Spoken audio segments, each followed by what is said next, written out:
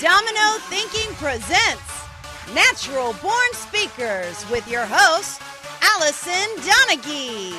If you were born to talk and want to know how to build your career around it, then Natural Born Speakers is the show for you. Now grab your seat because this is the place to be. Now here is your host, Alison. Speaker is to challenge people, challenge conventional thought and the status quo. And ever since I was little, I did that. I challenged what people said, how they said it, what they meant to mean. And let me tell you, I was a teacher's nightmare. Alison, be quiet. Alison, stop challenging me. Alison, just accept what I have to say. Don't you know it's disrespectful to challenge your teachers? I once had a teacher chase me through the gymnasium because he was so bugged by me challenging him. And he chased me right into the girls' change room. Thank God he couldn't come in because I swear to God, if he'd caught me, he'd have killed me. And it wasn't my intent to piss off these teachers. It was a byproduct of me being curious and questioning and challenging. I had a law teacher, and he took us to a trial, one day of a big, long trial about a guy who was being charged with assaulting his stepdaughter or something. Comes back to class, and he says, "Oh, hey, this guy's guilty. What do the rest of you think?" And everybody in the class said, "Oh, yeah, he's guilty. He's guilty." And I said, "But isn't he supposed to be innocent until proven guilty?" And the teacher looked at me and he goes, "Oh, so you think he's innocent?" And I said, "I think we have to think he's innocent. Otherwise the system doesn't work. It's our obligation to think he's innocent until he's proven guilty." Needless to say, the guy was guilty and this teacher never let me live it down. But I always felt it was my responsibility to challenge what it was. And I could never understand why on one day he's telling us that you're innocent until proven guilty. And on the next day, he's just crucifying some guy before he's found guilty. But apparently that wasn't my job necessarily, according to the teachers. So what we accept as normal and just keep putting Band-Aids on causes really big societal impact. Take our schools, for examples. They're broken, and yet we don't fix them. We just put Band-Aids on them and expect them to all get better. These students are the future of our countries and our existence, and yet we're not taking their learning seriously. We don't want to fail them because it'll hurt their self-esteem. What about the future of this country, the world in general? I think we need a different system, but I digress here, so I'm going to get back on track.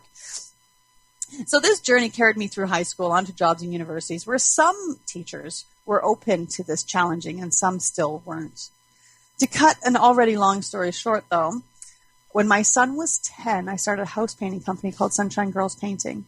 And I was finally able to apply some of that thinking, and no one could tell me I couldn't. I could change my systems as needed, and if they didn't serve the vision of my company, I would just change them. And back in those days, I wasn't very welcomed as a woman in this male-dominated industry. So I didn't have that comparison about the way boys did things. So I just got to make it all up as I went along and tweak and change and do all of those things. And if my clients weren't a good fit, I could get rid of them. There was nobody there telling me I wasn't allowed to do that. So now I have a great company and I have a great reputation. And I am so fortunate to do things my way. And my fabulous son, Tone, who I'm sure I'm going to talk about a lot while hosting this radio station because I think he's brilliant. He's slowly taking over my business. So I have been blessed. I really have been. In 1999, I was a struggling mom on welfare. And now I have this great life. I have this great business. I'm the conductor of my own train. I have traveled quite a bit. I've traveled to Africa, Europe, Asia, throughout the States. In fact, I'm going there at the end of the month. I'm quite excited about that. Heading to Michigan with a little stop in Chicago to play. Then in a perfect world, I'm going to go absolutely everywhere. And I've designed and built my own house, which I love. It's the only thing I actually like about living in Nanaimo, I think. And I want to express how comfortable I am with my view of the world and my ability to quite comfortably challenge people without such concern about what's going to happen to me or what they're going to think about it. So now, whether I'm talking to high school kids about career prep and trades and asking them to look at different ways how to go about finding their careers and follow what they want to be doing, or other business owners aligning their business practices with their ideas, because it's absolutely amazing how many businesses don't do that. They have a vision for their business, but none of their systems support that. Or giving social awareness talks about the underlying theme is to get people to talk about the outcome of their choices, to be conscious, to be aware, and to be accountable. So essentially, that is the short version of me and how I have come across this radio show. So, and I have been blessed to collect some really, really wonderful people in my life, and I am fortunate enough to have some of them on the show here with me. I belong to a group called Speechcraft. There was 5 of us. There's 5 of us, right? That decided to get together and really work on helping each other and stay accountable to speaking. And they are going to be my first guests. So, of course, Lynn, who tells me what to do, had to be part of this show. So please say hello, Lynn. Hey. And then we have Karen Fair, who is I met her. She was actually one of my painting clients. She's a cabinet maker. So we are in trades together, which is kind of cool. She's in a workshop, and I'm hoping that she's going to be able to touch base with us today. Otherwise, we will think about her and talk about her while she's not here. And if she can jump in, she will. And then Tanya Horn is actually here today. And I sort of knew her when I took a course called The Pursuit of Excellence. That was the first time I met her. And then my son took these courses with her and did all of the courses. And so I went from being Alison to being Tone's mom. And I think now I have reclaimed Tanya as mine. We were actually out last night at a storytelling event, which was pretty cool. And I've claimed her back. So please say hello, Tanya. Hello, everyone. So glad to be here. Thanks. We're glad to have you. And the last woman we added to my tribe was Rhonda Durman. She's a life coach, and she was putting on this workshop, and Lynn told me I had to go to it. Like, are you guys sensing a theme here? Lynn tells me what to do, and I just do what she tells me to because I've learned that she's brilliant. But I am eternally grateful to have gone to this workshop, or, as Rhonda might say with one of her Rhonda-isms, it's a play shop, because who wants to work more? So please say hello, Rhonda. Hello. So happy to be here. Happy to have you. So thank you, ladies, for accompanying me on my first show. It might get a little bit crazy with all of us on here. So I think we're going to break it down and listen to one person at a time, at least for the beginning. So Lynn, would you like to share your story? Sure. Thank you so much for asking me to come. I've had some hosts ask me to be guests on their first show, and it's always an honor to do that. So thank you. You rocked it, girl, starting out. And I am just so happy for you. And I think this is going to be an excellent thing for you. And I'm just so excited. I was nervous before the show. So, because I really love to see my guests do well. But so you want me to talk about how we all got here at this moment, at this time and place? Well, you specifically, I'm sure when you came out of the womb, your first words weren't, "Oh, I want to speak on a radio show." No, but it was, I like to talk. So talking is good. I didn't realize until, talking and teaching has always been a big thing for me. So the radio was great, but it's not how I started out. My background is the world of law. I was a legal assistant for all of my adult working life. And I got to a place where I was just like, oh, I just can't do this anymore. Like, I became really unhappy with what I was doing, and I just complained all the time to everybody how much I didn't like it. Oh, you were a bundle of joy. Yeah, well, it was before I became so enlightened, And so I talked about this, how much I didn't want to be there, how a monkey could do this job, and I was meant for more. And I didn't, but I couldn't quit my job because, stupid people quit their jobs to do things they really want to do. So that wasn't an option. And so since I didn't take control of my own life and realized that I had choices, I woke up one morning and I couldn't stand and I couldn't walk. I was in excruciating pain if I tried. So I didn't have to go to work. Yay! It wasn't the way I planned it, but that's the way life planned it for me. And I spent 4 months on my back figuring out what the hell I was going to do. But it gave me a chance to really, because I was go, go, go. It gave me a chance to really slow down, read, journal, think about my life. Where am I going to go? Why is this happening? Why is it happening to me? What the hell am I going to do now? And so I had a lot of time to think. And I had remembered this old high school friend that I'd run into when my son was a baby. So we're talking like 14 years ago. And she had just come back from life coach training. She was a life coach. Didn't know what the hell that was. That popped into my head one day, a life coach. So I Googled it like we do everything.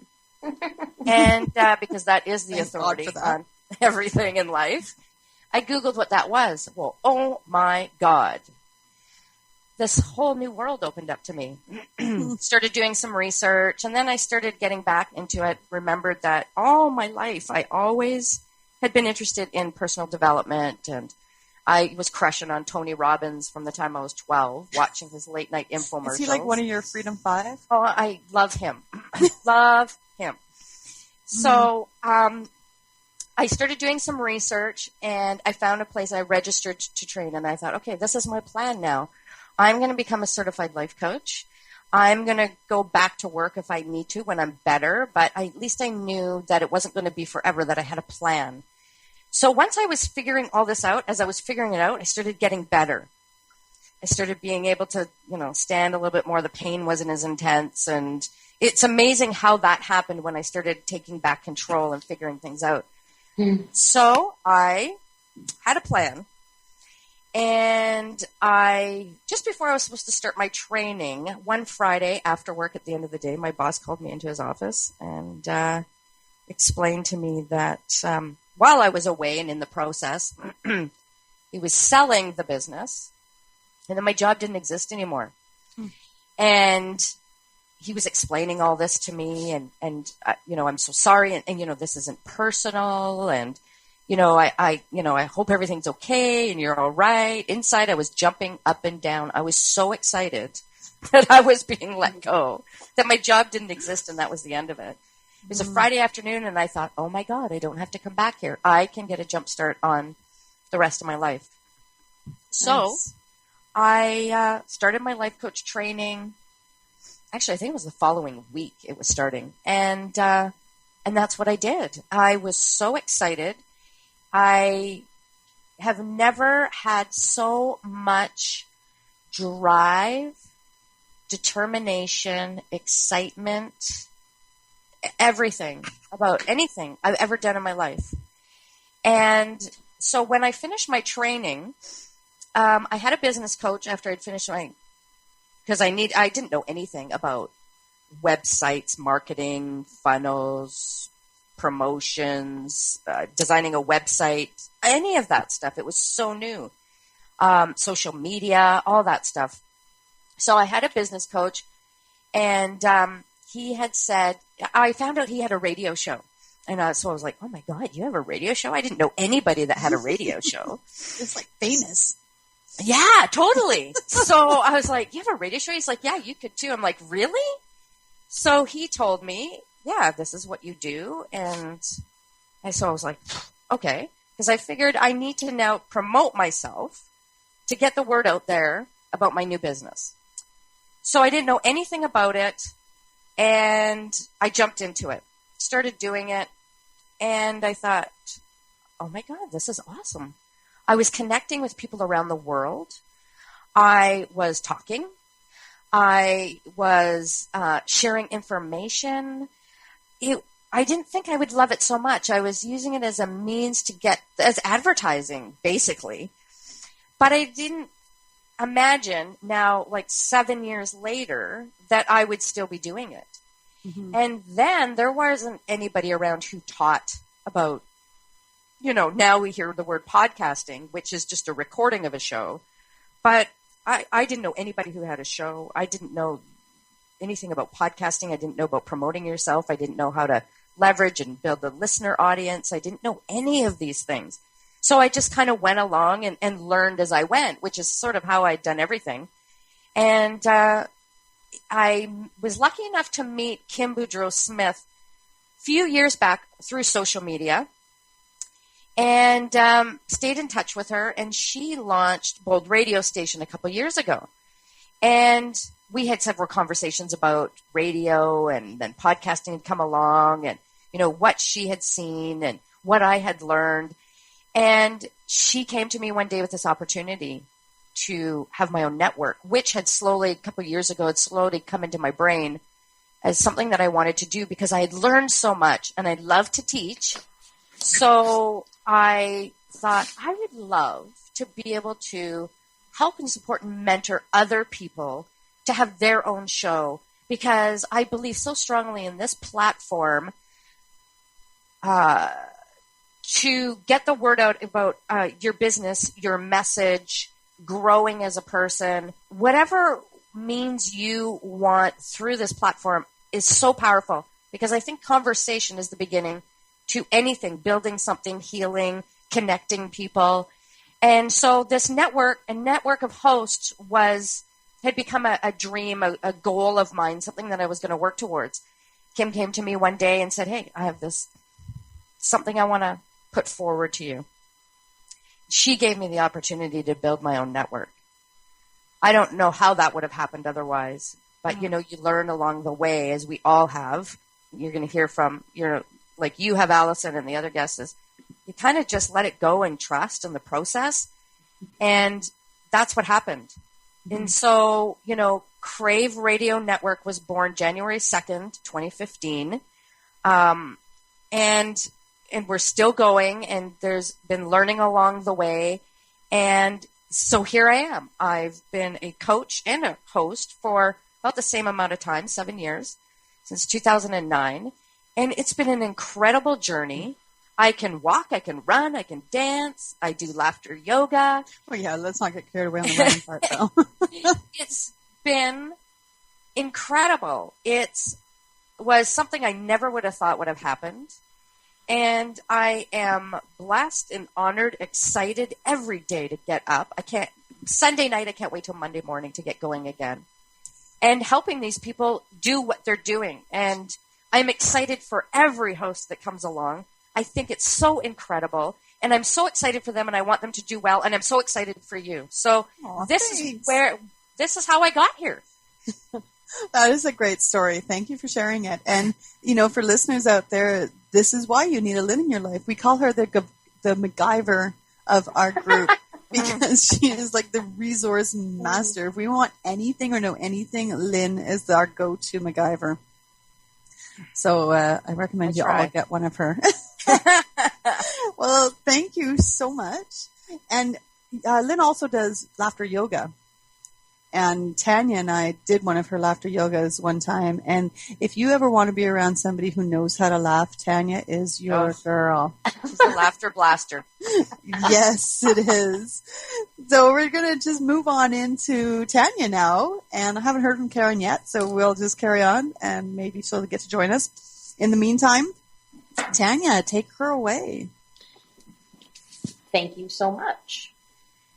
My name is Tanya. That is true. And I am a laugh blaster. That is also true. They reckon and liken me to a Pez dispenser. When I laugh, my head actually talks back so that the laughter can get its way out of my body. So, see pictures. It is true. I've seen pictures.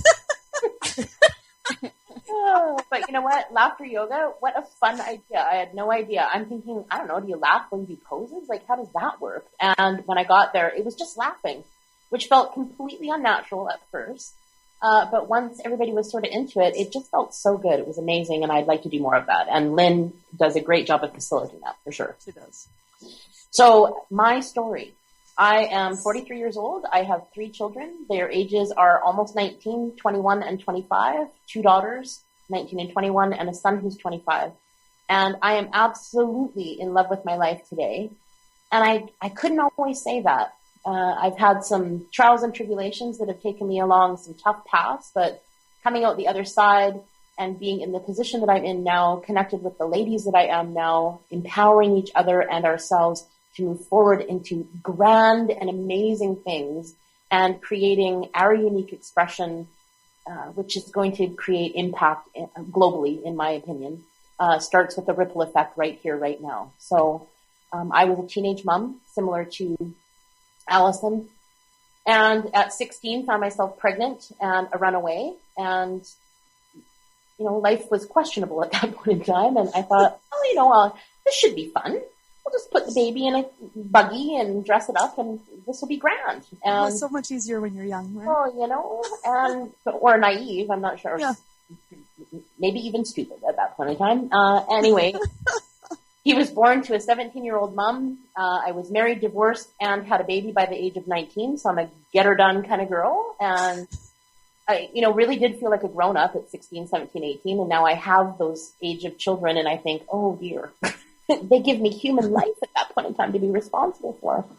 But looking back on it now, I tell you, it is the most amazing thing I have ever done with my life.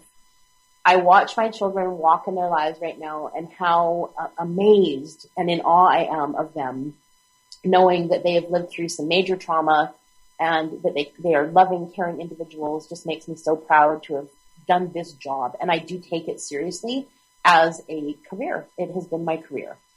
And now I'm at that precipice of, okay, so what's next for me? I'm 43. My kids are pretty much gone. What's now for me? Taking me back to being a teenage mom in a teenage mom's program, in Surrey. So going back to school after I had him to try and get my dogwood diploma. And being a pioneer, I guess, for lack of a better term, there was 2 girls in high school that were pregnant. I was one of them. And it wasn't the sort of norm, and certainly not as normal and frequent as it is today, for sure. And so I was navigating things that I didn't know how to do. But in that team's program, I learned a lot about parenting. I learned a lot about myself, and of course, did actually eventually graduate. But I remember this one day in particular. There was a daycare that was across the gravel field, and I was walking across the gravel field, and I had this near out-of-body experience. It was stopped, and it was very vivid, and it was very real. And I was on a stage somewhere speaking.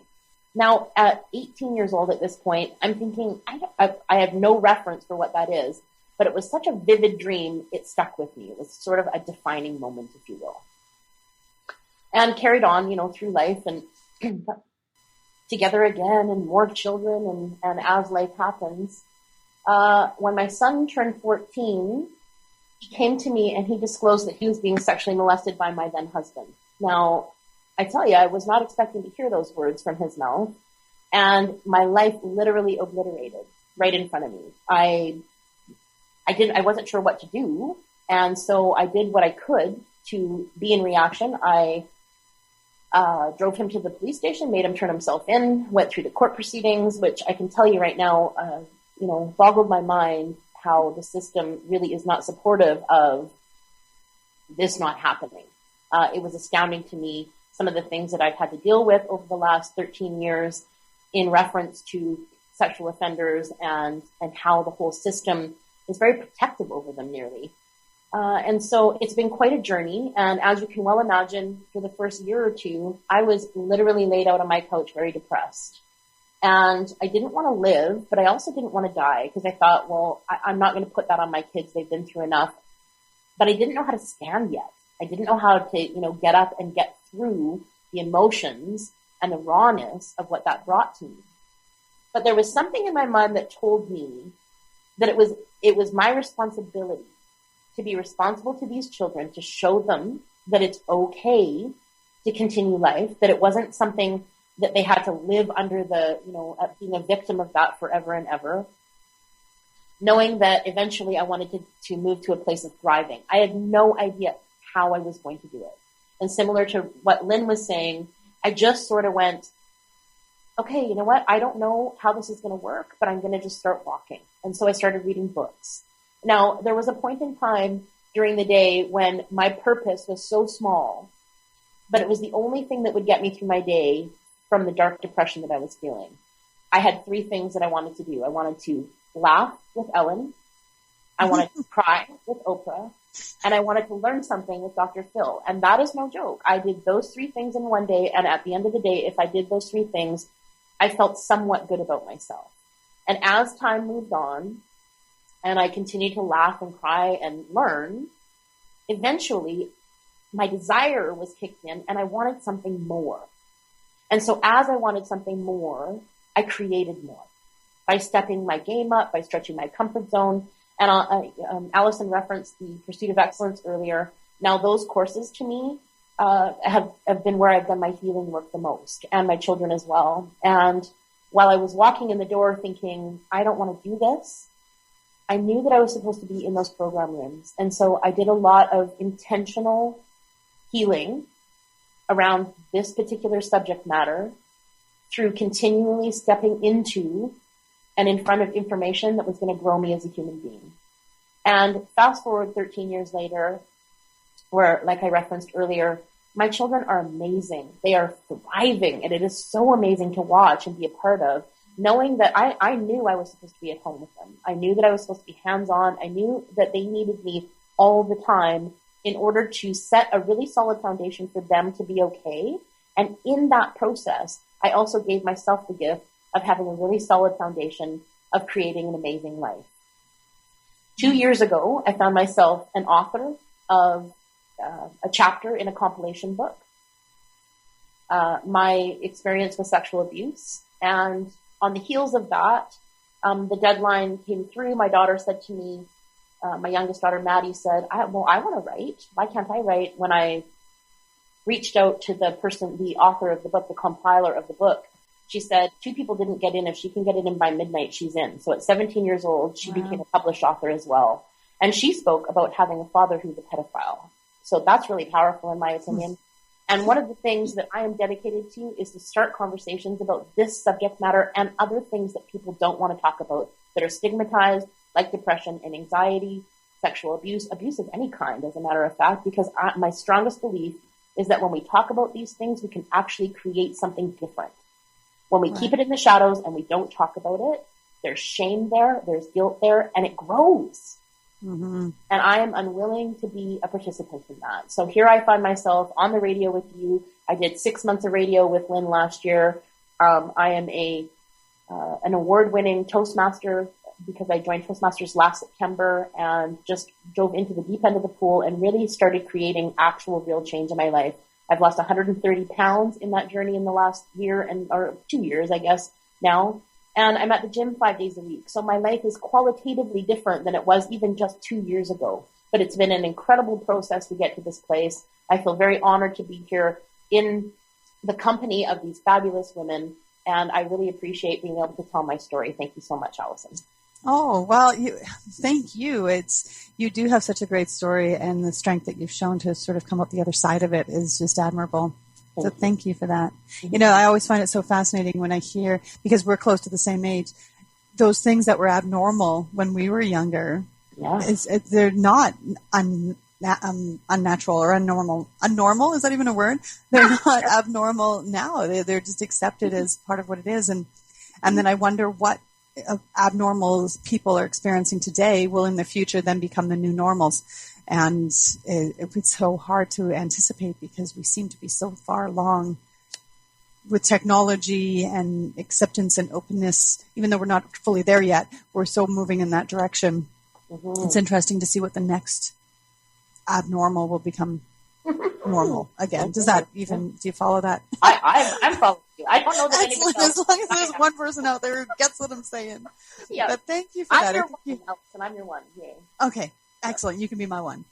I think that it's so important to talk about those things that people are concerned about talking about, to normalize those experiences, not to say that they're okay, but to make them talk aboutable and not something we have to hide away from and shy away from and keep in the closet and treat as something to be ashamed of. So thank you for being that person who's going to get out there and talk about this. Gotta say, I love your these new words you've developed along the way. See what a show can do for you? I know. I'm using some Rhonda-isms, I think. I'm in love. I am in love. I love how Rhonda just makes up all these words. She just created a playbook. And what's it called, Rhonda? Life a la carte, a playful pause to untangle. Right, and it's so cute. It's fun, and it's full of doodles and quotes and stuff. And she said, "Oh no, it has to be a playbook because nobody wants to work."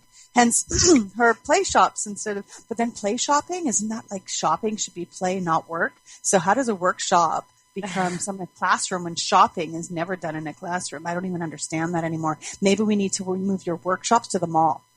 Then they would really be play shops. But on to Rhonda here. So thanks again, Tanya. And Rhonda, can't wait to hear your journey. Well, thank you. Yeah, I want to, first of all, thank you for this amazing opportunity. I love what you're up to, and I feel blessed and incredibly grateful to be surrounded by all of you women. It feels like a movement. This is a movement, a revolution, a delicious revolution of and awesomeness and thriviness. So there we go. Excellent. Yeah, and thank you for mentioning the book because I'm extra excited in this exact moment. And when I get like that, I have to harness and rein myself in. So during moments of silence, that's what I'm doing, gathering myself. I love talkaboutable. I love all these words because they have meaning. It's just a new dictionary that hasn't been created yet. So we need to write those down. And yes, that's part of our revolution. This new language. Yes. So I just want to sort of riff off of the book that you mentioned because it ties into me to a T, and that is play. I mean, I hid for so long and tried to be serious, tried to be everything that I wasn't, or tried to figure out what that was, kind of like Lynn's story. And I think, there's bits of that in all of us. And when we do that, we do get sick, we get stuck, we get paralyzed. All these crazy things happen because we don't listen to our true essence, who we are, what we're here to do. And that's where I love to work with women, to connect them to what lights them up, what they're passionate about, and then express that. So I call it a voice, but it's not just a literal voice. It is the magic inside of you that needs to come out. Because when we do that, it gives others permission to do that. And this is all about goodness and spreading joy, peace, love, hippy dippy, whatever you want to say. But the tangible, serious I love you. is that, like, honestly and truly, when we're being our real selves, there's less shit, there's less crap to cut through. There is this freedom, right? Like, I feel a sense of freedom because those who get me, great. Those who don't, that's okay. Let's just move on to the people who do. Like, we can't literally connect with everyone and feel that, genuine connection. But I can say honestly, all of you ladies, we have some magic that we create with each other because we are just ourselves and we want to support and lift each other up. And that's also what I want to do. And there's so much power in that when we feel empowered and we want to share that and do that for others, right? I just feel the strength of that and I feel the revolution of it all. So, going back to how I grew up, I was a very timid, shy little person. It's so funny because my maiden name is Small and I really exuded small, like in every way. I was a weensy little person. It was always, I was the smallest. If you lined everybody up in height, I was the smallest. I always looked, 5 years younger than I was because of my height. And then because of my shyness and quietness, how could you get to know me? Because I didn't really say much, which might be hard to believe in today, how people know. But here's the cool part. That was what I needed to experience to then, morph it into helpful, playful, of course, tools that I can now share with other women to say, hey, I get it. Me too. I was quiet. I tried to hide. I thought that's what I was supposed to do. I was an observer, a keen observer, watching people, studying how it, quote unquote, should be or how I should be. And it was just so, what's the word? It was so confining and actually crazy making because I didn't know who I was supposed to be because I was so busy trying to be, all these other people. Anyway, I eventually found my voice through a handful, maybe 3 key people in my life who helped pull me out of some scary and dark moments, and slowly trusting and wiggling out of the hole and literally expressing myself. And then through things like theater. Okay, here's a funny story. About 10 years ago, this was a big turning point. I had a lot of turning points, but about 10 years ago when my youngest daughter was in kindergarten, excuse me, I was very fortunate to be home with my kids. And I realized that when there was the opportunity for me, or when there was a wanting for me to go back into the workforce, I didn't want to do what I had done before. And so that was a big clue to me that, okay, I'm changing big time. There's something more. And I love being a mother, and I love, being able to help, raise them and be at their every whim that they needed. And then I still felt like there was this hole inside of me that needed filling, or a gap, however you want to visualize it. There was something else. There was still something more that I needed to do. And I needed to answer that. So these little questions started popping in, like, what else? There's got to be more. And I was feeling itchy and frustrated and needing to move. And, these question marks, literally like conversation bubbles above my head, were popping all the time.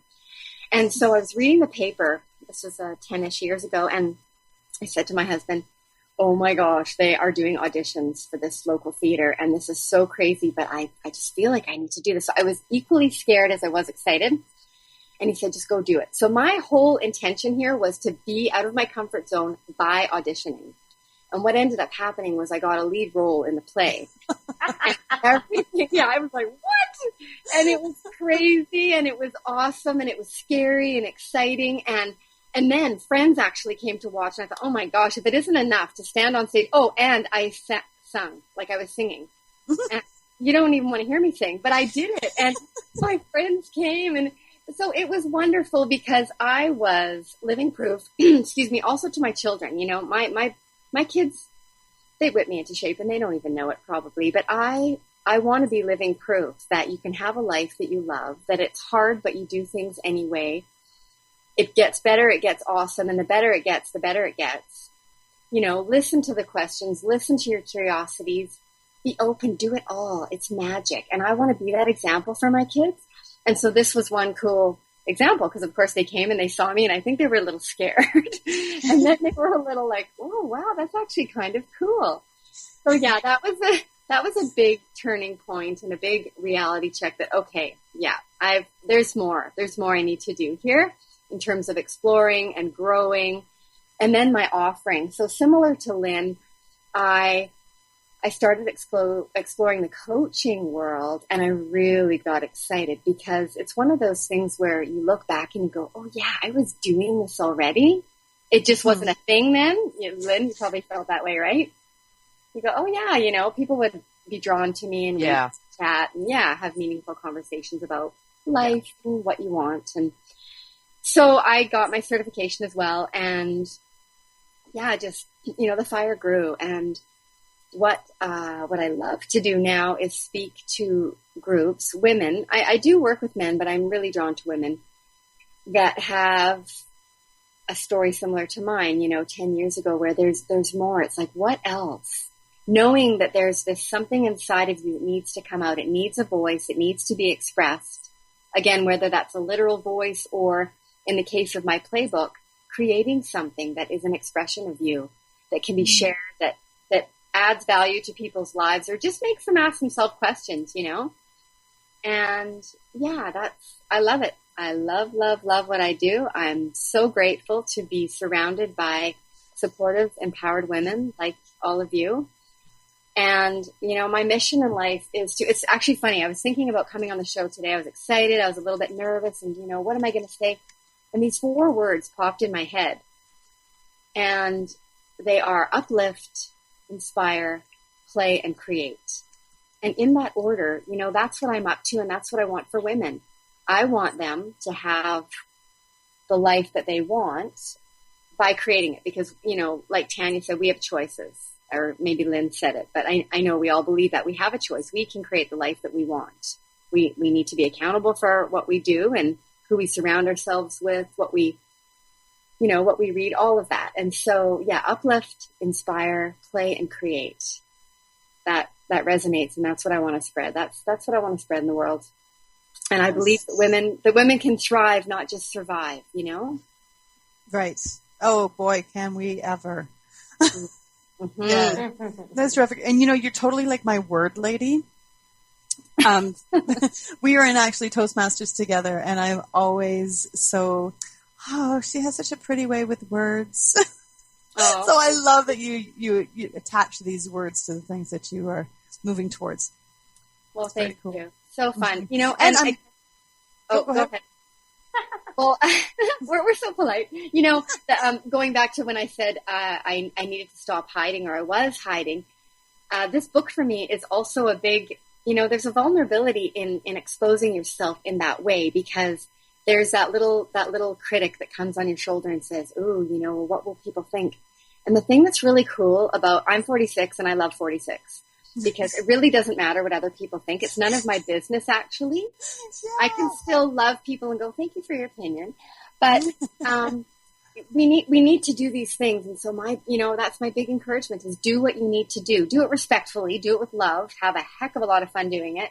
But it's okay if it's not for everyone. And, with your radio show, Alison, I agree with Lynn 100,000,000%. Like, this is so what you're meant to be doing, and you are on fire, and this is just going to ripple and ripple. Thank you. It's been such a trip so far. It really has. I've met like the most amazing people that want to be guests, and with the guest lineup that we have, it's incredible. The people, the women. So far, it's all just women, but it doesn't necessarily mean it's going to stay that way. Mm. It has been a really crazy, cool journey. And this is what happens when I listen to Lynn. I love that. I love that, by the way, that you said everyone needs a Lynn. That is so great. Well, and what I really love is that you, of all of us, was the person that said shit. Yes, I thought the same thing. I'm like, she broke the swearing. That was awesome. She broke the swearing cherry. Oh, you guys crack me up. That. Here's so cool.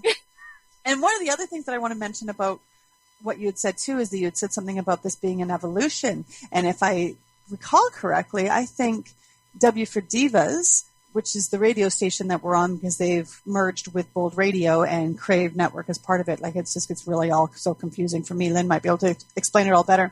But has a book right now called Devolution. And it might be something for you listeners to check in on. And go to that website, wfordivas.com, and I think it's over there on the right-hand side or something. Mm-hmm. New book that you could check out. Mm-hmm. Can I just say something really quick? Mm-hmm. I love, Rhonda, your story. I didn't totally know your story. I knew some of it, but your story is such a great example of the things that we wish for, that we want in life. We get, but we don't recognize it. So, like, if we want more courage, all of a sudden there's all these things that come at us that require us to step up and be courageous with, but instead we go the opposite way. Oh my God, why is all this? Your story is perfect. You got the lead, you had to sing, like, you had to go like full out.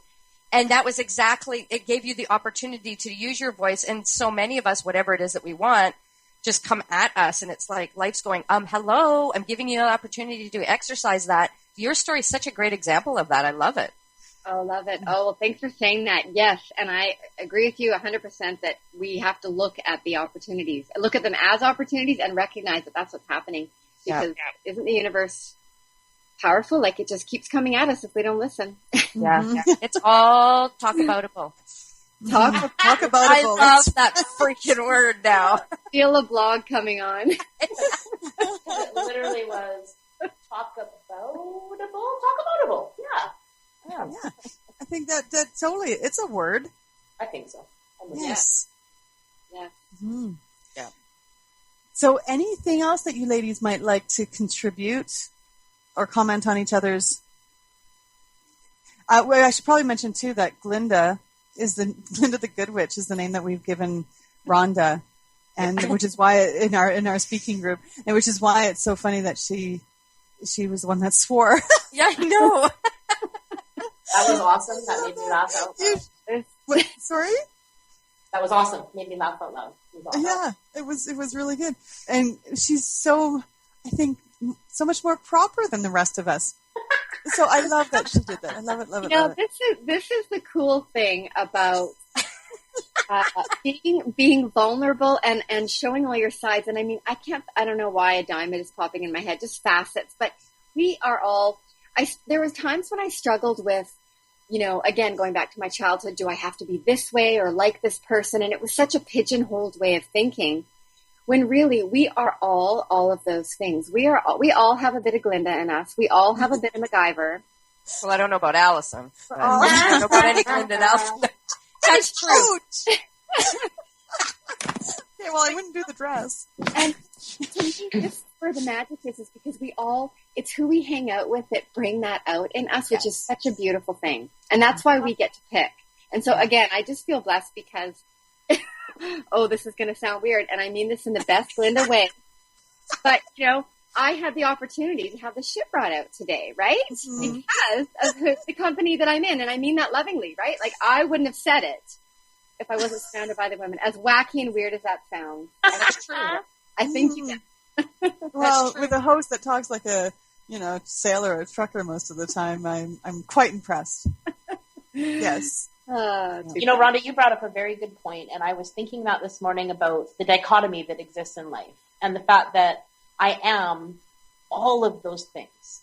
Mm-hmm. And I am what I am in this moment, right? And the idea that trying to be something I'm not, or trying to bring shame around that or feel shame around, not being good enough here or being too good over here, or and taking on people's judgments because I'm not 46 yet. I'm only 43, but I'm almost in that place of thank you for sharing and move along, And I do believe that every single person has a unique gift to themselves, something unique that they bring that is only theirs to share, and that we're meant to share these things. That our intention is to liberate women.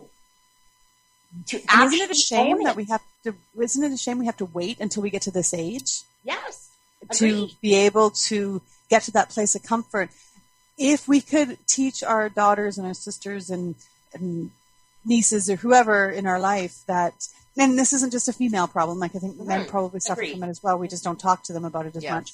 Yep. I think that if they could try to figure out, if we could make 20 the new 40, there must be some sort of societal Darwinism type reason why we have to wait until we're this age. Like maybe we have to be a bit smarter or have had more experience to get to that place. I think you hit it, Alison. Like I have a daughter who's 20, and I consider her very confident and wise for her age. Mm-hmm. And when you mentioned the word experience, that resonates for me. So I think that given her chronological age, she has all that, but what she doesn't have is the 20 years plus more of experience. Yeah. And so to me, that's where liberty happens. There's this freedom in, okay, I've done that. I already remember what the outcome is, and now I can make it different, or I can even move on. I can, say no thank you altogether or whatever. Mm-hmm. But damn, the shit we could do if we could start this a decade earlier. Even a decade. Honestly, I have two daughters, so 19 and 21, and watching them in their lives right now, I think that we're on that. I think that we created the ripple effect of what that looks like at 40 something, right? And I see them stepping into that at 20 and 20, into their early 20s.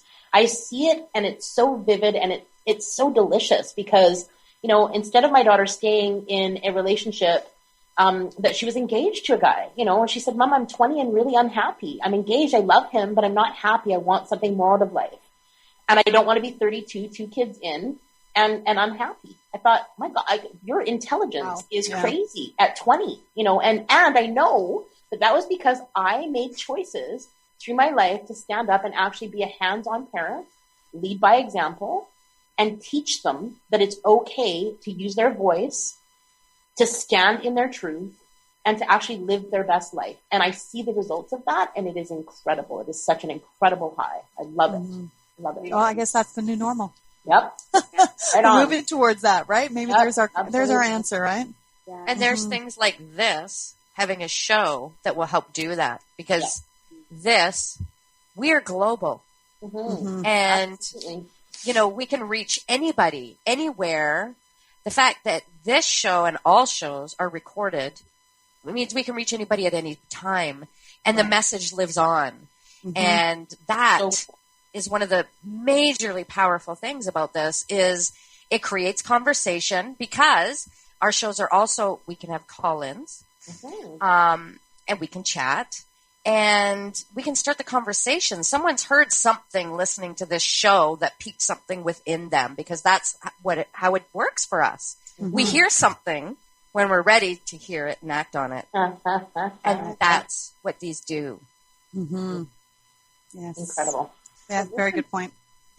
Well, I'm thinking, and Alison, just maybe there's only 4 minutes left. I see that. And I know Karen's not with us, but maybe you could mention something about her and just, she's part of our group. And I know that for me, she's sort of like my Lynn. She said, give me your money. You're going to join Toastmasters. I was like, oh, okay. Sure. Wow. Karen she's amazing. I cannot believe how much growth she has shown in going after and redefining her life. When she was my client, it was years and years ago, and then I connected back with her when I was in a group called I Love My Life. And Tanya and Lynn, you were both in it too. Yeah. And Rhonda, you dodged that bullet. And no, it had a lot of value. It really did. Ouch. See, there's my non-Glenda-ness coming out. And Karen was part of that group. And when Karen joined, she really struggled with connecting with women and being around women and having women as friends. There was a lot of trust issues there. And now the 5 of us in a room together, you would never know that from her. Yeah. She decided that she would start doing things differently, and she did. Karen, we don't have Karen, do we? We didn't get her. Okay. I thought I heard her voice there in the background. And she decided to lose weight. She lost, a lot of weight. She totally turned her life around. And now she's embracing this whole speaker life. And she is converting her cabinet workshop into a place that she's calling The Space. Yeah. And she's going to rent out to people, bands, workshops, whatever it is, the people that need a space to create art classes, and of course our speaking group. And really, this is becoming so infectious, what we're creating here. And that's what I want to do with this radio station as well, with the show, as I want it to become infectious. The people that are listening, we are you are us. Yeah. And our journeys, yes, some of the details are different, but the themes and the struggles and the challenges and the coming through and the being touched by the people in our lives, that's what we have in common. And with the hope that the guests that come on, as they share their stories and they share their experiences and their tips to help along that process, and even things that they're working on, like workshops and books and that, will just impact and create, as Tanya was saying, this ripple effect. Because I know Karen's journey has had this ripple effect on me and other people, and will continue to do so well into our community. Mm-hmm. And she's actually in a workshop this weekend with my son. That's why she couldn't be here, which is part of the Excellent series. So I might go back to being Tone's mom when I see her next week. I don't know. But I think I'm claiming her as mine, so my son can just go find somebody else. But I think that pretty much ties it up. I'd like to thank all you ladies for being on here. Thank you so much for being such a huge support in this undertaking that Lynn has gotten me into. Having you here has meant the world to me. Thank you. Thank you for asking us, and thank you for trusting me. And just thank you for you. Thanks. So nice. Well, tune in next Saturday when Rosemary Barnes will be joining us, who I believe we're all familiar with, who's on right now. And she is a vocal coach. She's a classically trained singer, and she is a speaker as well. And she has a ton of tips and tricks for people with their speaking, presentation, just the presence that you bring to your speech. So it'll be very, very good. I'd also like to thank Deb, our producer. I really appreciate you for getting us all on track here, and look forward to working with you more in the future. So until next Saturday. Oh, and then you'll be able to go to naturalbornspeakers.com, or the umbrella company is called dominothinking.com. That's my company. That's where I speak under. That's where you could hire me. Is the Natural Born Speaking radio station exists under the Domino Thinking umbrella. But you can go straight to naturalbornspeakers.com, and starting next week, you'll be able to re-listen to this show or catch any show in the future that you haven't yet, or that you would miss in the future. Until then, speak up, because you have something to say and we want to hear what it is. Thank you so much. Bye. Thanks for hanging out with Natural Born Speakers. But don't stop now. Contact Alison with questions or to be a guest on the show. Alison is also available for speaking engagements. Check us out at dominothinking.com. See you next Saturday.